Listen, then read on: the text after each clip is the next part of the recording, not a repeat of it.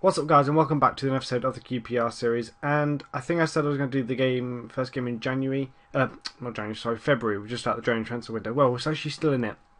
But I think I said I wasn't going to do this Arsenal game. But really, looking at it, it's almost like a season-defining game in many respects, because things have gone pretty much the same. I don't think we've bought anybody. I haven't signed anybody.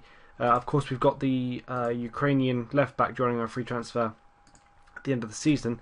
Been rejecting bids from Nathan Redmond from Tottenham, who have gone on to sign Raheem Sterling instead.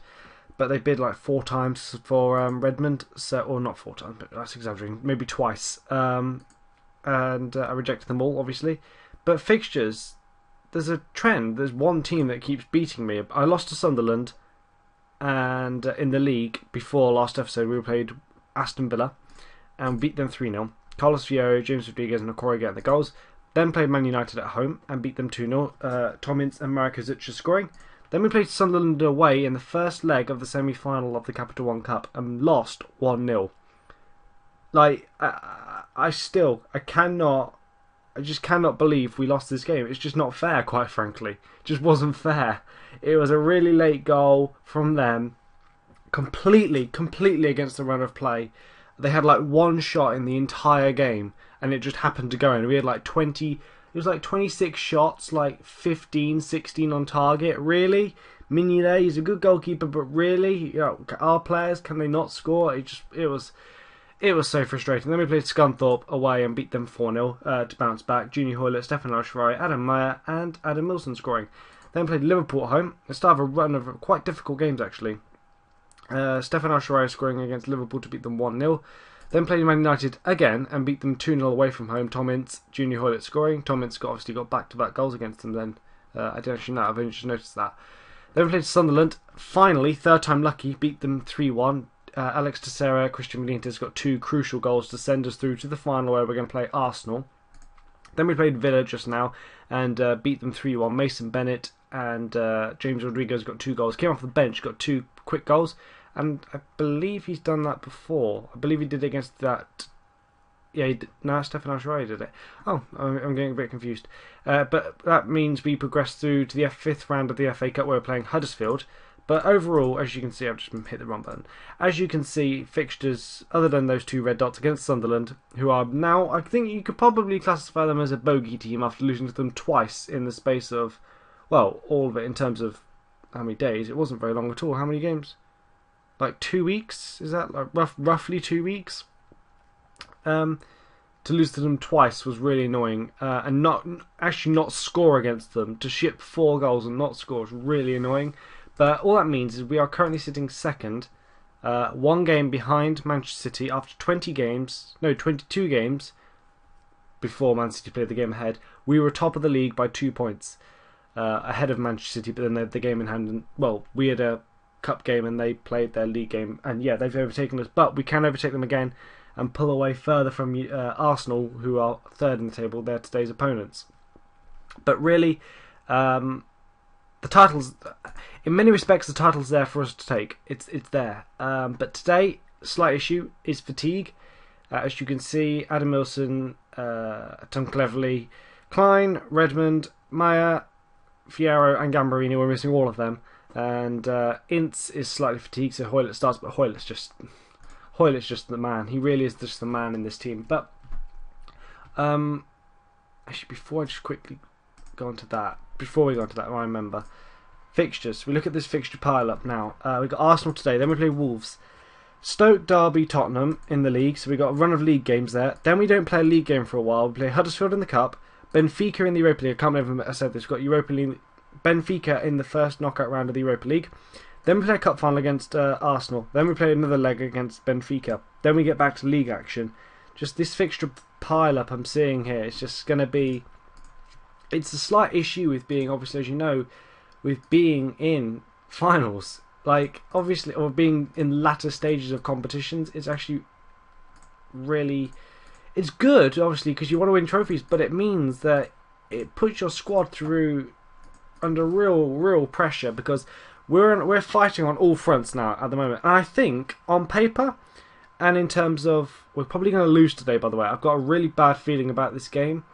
Because Arsenal, I was checking back actually before I go on to what I was about to say. Arsenal are the last team to beat us at home. It's been a year now since Arsenal beat us back in January, roughly a year. So I've got a bad feeling about this game. We've started fairly positively in terms of shots, but I've got a bad feeling. I think we will lose this game because Arsenal are very good. Certainly all the time on FM they seem to be. Hazucha though, Hernandez is not in great form, to be perfectly honest with you. Hernandez though takes it in. Hazucha, oh, he is a talisman for us and he fails to score. But I think on paper our squad is deep enough and good enough to cope with the fixture pile-up, and also in terms of it's proven it can do it so far by competing on all fronts. Okay, not the FA Cup, because obviously that's only recently started, but for us. But we've proven that we can rotate and still maintain that level of performance generally. Okay, we've slipped up a couple of times, but we've proven now the squad is at such a stage where I'm 2 or 3 deep in each position, more or less. Whether it's players who are natural in that position, i.e. like right back, for example. Tessera, you're going to have to play. Tessera scored a goal a couple of games ago and played really well, actually. But right back, I mean, Morales had to play all the time because Klein's been injured. So while Klein's been injured for a while, Morales has been playing at right back, and then I've got Akore, Dave, and whatever his name is, the other centre back who can play right back as well. They've been having to rotate in. Hazucha for the free kick with the goal. That is what new gens can do. Brilliant at pretty much everything they seem to be. That's his 10th goal of the season. He is a talisman for us. He's just a wonderful player. I mean, he's so good. He's dislodging James Rodriguez, who's scored a couple goals, didn't he, in the previous game? So that's how good he is. But so like I say, I think we do have the depth. Really, I do. But in theory we do, in terms of paper and performances, what we've done before. But you know how things go. Just suddenly, randomly, something will mess up and we won't do it. Or we'll have a catastrophic failure, and yeah, maybe that's just me being pessimistic. But I can just see us blowing up at some point in something, be it a cup final, be it in the Europa League, hopefully not in the league, because the league we've done so well. But I can see us blowing up at some point. It's just how we counter that and get out of that inevitable bad run of form. But generally, somebody always, because I think goals, in terms of the strikers, Fierro's injured, fair enough, but before he got injured, his goal scoring record wasn't great. He was scoring a couple of goals here and there, but it wasn't the prolific goal scorer he's been in the past. And then Adam Milson's been injured and had to come back from an injury and not play a huge amount of football, so his goal record isn't great. Abel Hernandez, as I mentioned earlier, hasn't scored a huge amount of goals. He's very similar, just a couple of goals here and there, but not prolific like we've had before from him. And Mason Bennett's young. Christian Benitez is old, but when he plays, as against the Sunderland game, he scored there. He can do it, but not prolifically. So, but the positive is that, I mean, Hazucha scored today. He's got 10 goals. You know, he is providing those goals, and Junior Hoylett's providing the goals. El Shaarawy is providing the goals. So the goals are coming from everywhere, which in a way is good. But I'd like to have someone who's prolific on form. I think we've got prolific goal scorers in Piero, Hernandez, probably not Adam Milson. He's never really been prolific, but certainly Hernandez and Fierro. Hernandez, though, answers me criticising him by scoring. That puts the game beyond doubt, as the text says. But again, that's just one goal. Hopefully that'll be the start, and that'll be him answering, saying, yeah, I'm going to be the prolific goal scorer for you. Now, hopefully that'll happen. But 2-0. I genuinely thought we'd do quite badly here. Well, not badly. I thought we'd going to score there. I thought we'd mess up today. I thought Arsenal, because they beat us before, but no, it's another clean sheet. It's a 2-0 win. We march on. The QPR runaway train still keeps going.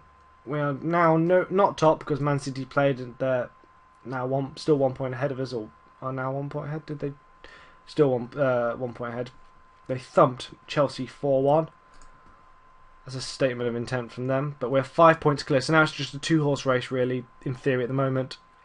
Between myself and Manchester City with a game in hand. So we are in control at the moment. We are in control. And it's for us to lose, really. But fighting on all fronts, it's going to be quite difficult. Let's just see, what is Hernandez's goal record? It's not amazing. Like 9 starts, 5 bench appearances, 6 goals. Pretty good, but 2 goals in the league. That's what I'm talking about, you know. It's not always been at before. In the last couple of seasons, he's done a lot better. So yeah, we'll see. Maybe he'll come back and score goals. He's still definitely a first team player, first choice striker while Fierro's away. How long is Fierro actually out for? I need to know when he's going to be back. His goal record is okay. He started like a house on fire. Then, as I was saying before we got injured, his goal record dried up a little bit by his high standards. Only about 10 days, so 2 weeks because I'm going to have to get him back. Maybe 3 weeks because I'm going to have to play him in reserves to get him fit. Hoylett has been sensational, as you can see. El Shaarawy has been amazing, of course. 5 assists, 5 goals. To be honest, the England boys, Redmond and Ince, have both in their own right played fantastically for us. Hazucha is just this guy's our talisman, as I've said countless times now. Maya doesn't play a huge amount, 10 starts, 10 bench appearances. You know, it's not really first team. I actually watched him. I've seen him play a couple of times for PSV. Is it PSV? Pretty sure it's PSV. And yeah, because he played AZ. I'm getting confused. No, I've seen him play for PSV because I watched the Champions League game against AC Milan. I'm assuming he's now transferred to PSV from AZ Alkmaar in real life. That's where I've seen him because he played well against AC Milan, and he's coming off the bench for us. That shows you how strong our squad is. But that'll pretty much do it from me. I think the next episode will be.